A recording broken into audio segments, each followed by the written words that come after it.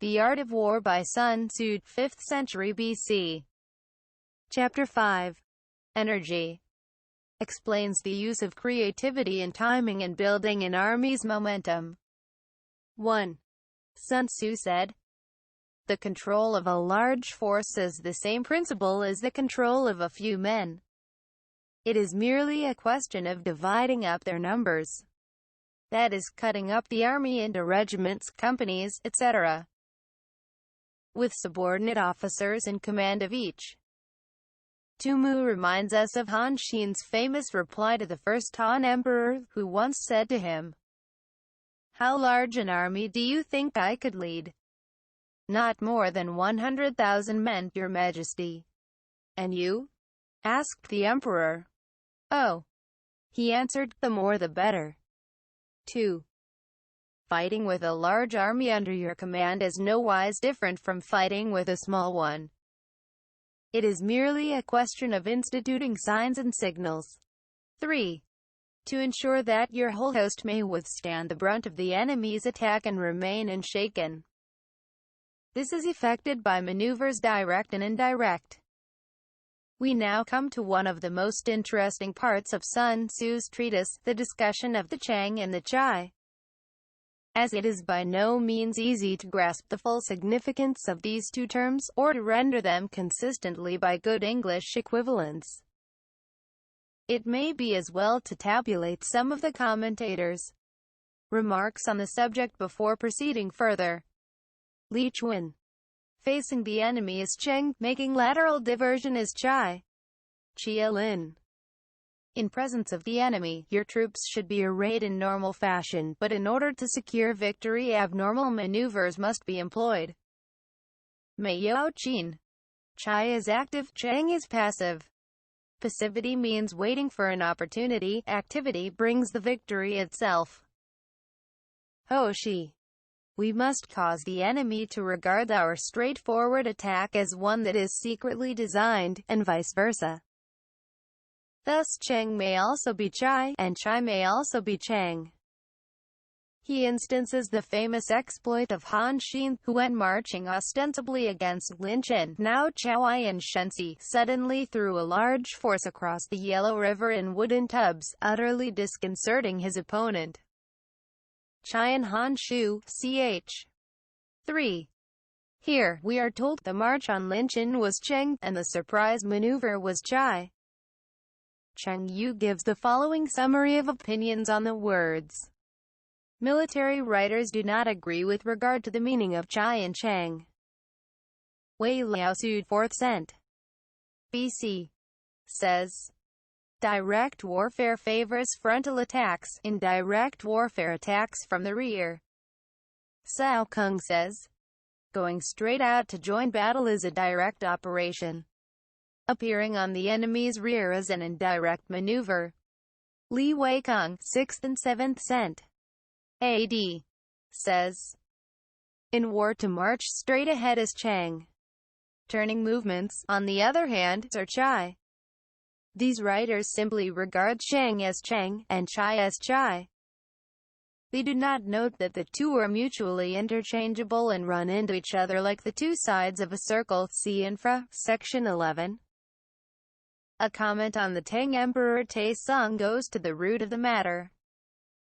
A Chai maneuver may be Cheng, if we make the enemy look upon it as Cheng.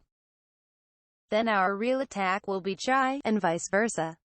The whole secret lies in confusing the enemy, so that he cannot fathom our real intent. To put it perhaps a little more clearly, any attack or other operation is Cheng, on which the enemy has had his attention fixed. Whereas that is Chai, which takes him by surprise or comes from an unexpected quarter. If the enemy perceives a movement which is meant to be Chai, it immediately becomes Cheng. 4. That the impact of your army may be like a grindstone dashed against an egg. This is effected by the science of weak points and strong. 5. In all fighting, the direct method may be used for joining battle, but indirect methods will be needed in order to secure victory. Zhang Yu says, Steadily develop indirect tactics, either by pounding the enemy's flanks or falling on his rear. A brilliant example of indirect tactics, which decided the fortunes of a campaign, was Lord Roberts' night march round the Peshawar Kotal in the Second Afghan War. 1. 6. Indirect tactics, efficiently applied, are inexhaustible as heaven and earth, unending as the flow of rivers and streams. Like the sun and moon, they end but to begin anew. Like the four seasons, they pass away to return once more. To Yuan Cheng, you understand this of the permutations of Chai and Cheng. But at present Sun Tzu is not speaking of Cheng at all, unless, indeed, we suppose with Cheng Yuxian that a clause relating to it has fallen out of the text. Of course, as has already been pointed out, the two are so inextricably interwoven in all military operations that they cannot really be considered apart. Here we simply have an expression, in figurative language, of the almost infinite resource of a great leader. 7. There are not more than 5 musical notes, yet the combinations of these 5 give rise to more melodies than can ever be heard. 8. There are not more than 5 primary colors, blue, yellow, red, white, and black, yet in combination they produce more hues than can ever been seen. 9. There are not more than 5 cardinal tastes, sour, acrid, salt, sweet, bitter, yet combinations of them yield more flavors than can ever be tasted. 10. In battle, there are not more than 2 methods of attack, the direct and the indirect. Yet these two in combination give rise to an endless series of maneuvers. 11. The direct and the indirect lead on to each other in turn. It is like moving in a circle. You never come to an end. Who can exhaust the possibilities of their combination? 12. The onset of troops is like the rush of a torrent which will even roll stones along in its course. 13. The quality of decision is like the well-timed swoop of a falcon which enables it to strike and destroy its victim. The Chinese here is tricky, and a certain key word in the context it is used defies the best efforts of the translator. Tu Mu defines this word as the measurement or estimation of distance. But this meaning does not quite fit the illustrative simile in section 15. Applying this definition to the falcon, it seems to me to denote that instinct of self-restraint which keeps the bird from swooping on its quarry until the right moment, together with the power of judging when the right moment has arrived. The analogous quality in soldiers is the highly important one of being able to reserve their fire until the very instant at which it will be most effective. When the victory went into action at Trafalgar at hardly more than drifting pace, she was for several minutes exposed to a storm of shot and shell before replying with a single gun. Nelson coolly waited until he was within close range, when the broadside he brought to bear worked fearful havoc on the enemy's nearest ships. 14. Therefore the good fighter will be terrible in his onset, and prompt in his decision. The word decision would have reference to the measurement of distance mentioned above, letting the enemy get near before striking. But I cannot help thinking that Sun Tzu meant to use the word in a figurative sense comparable to our own idiom, short and sharp. Cf. Wang Shi's note, which after describing the falcon's mode of attack, proceeds. This is just how the psychological moment should be seized in war. 15. Energy may be likened to the bending of a crossbow. Decision, to the releasing of a trigger. None of the commentators seem to grasp the real point of the simile of energy and the force stored up in the bent crossbow until released by the finger on the trigger. 16. Amid the turmoil and tumult of battle, there may be seeming disorder and yet no real disorder at all. Amid confusion and chaos, your array may be without head or tail, yet it will be proof against defeat. Mei Yao Qin says, The subdivisions of the army having been previously fixed, and the various signals agreed upon, the separating and joining, the dispersing and collecting which will take place in the course of a battle, may give the appearance of disorder when no real disorder is possible. Your formation may be without head or tail, your dispositions all topsy-turvy, and yet a rout of your forces quite out of the question. 17. Simulated disorder postulates perfect discipline, simulated fear postulates courage. Simulated weakness postulates strength. In order to make the translation intelligible, it is necessary to tone down the sharply paradoxical form of the original. Cao Kung throws out a hint of the meaning in his brief note. These things all serve to destroy formation and conceal one's condition. But Tu Mu is the first to put it quite plainly. If you wish to feign confusion in order to lure the enemy on, you must first have perfect discipline. If you wish to display timidity in order to entrap the enemy, you must have extreme courage.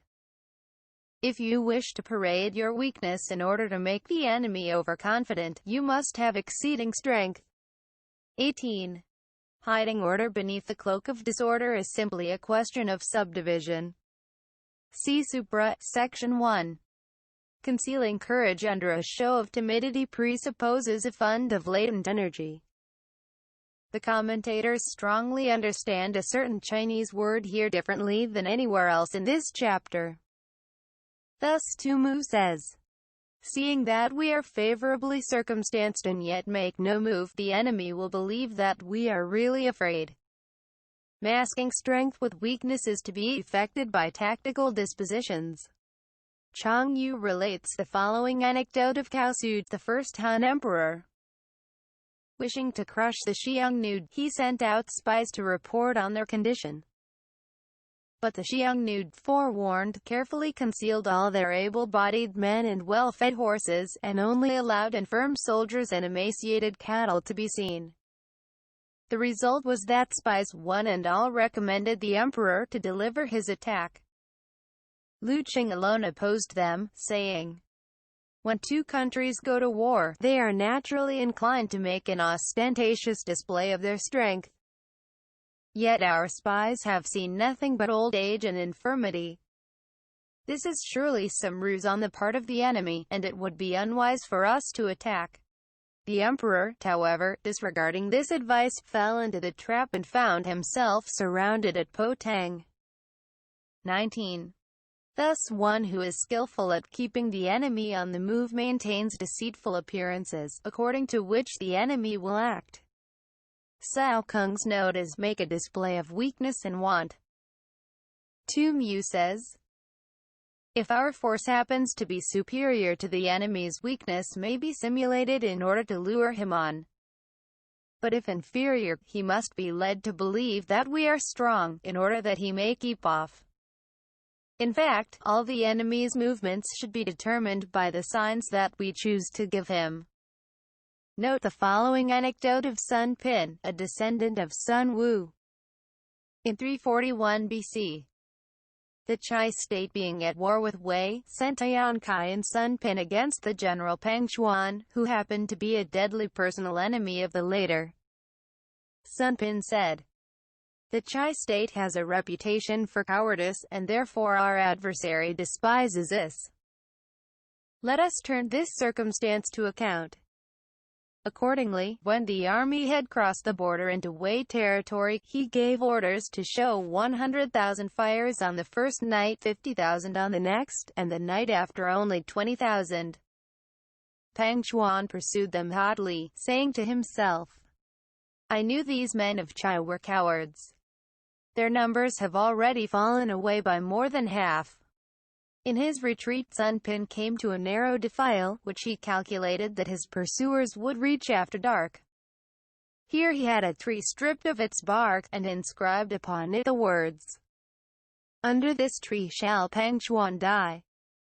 Then, as night began to fall, he placed a strong body of archers in ambush nearby, with orders to shoot directly if they saw the light. Later on, Pang Xuan arrived at the spot, and noticing the tree, struck a light in order to read what was written on it. His body was immediately riddled by a volley of arrows, and his whole army thrown into confusion. The above is Tuomu's version of the story.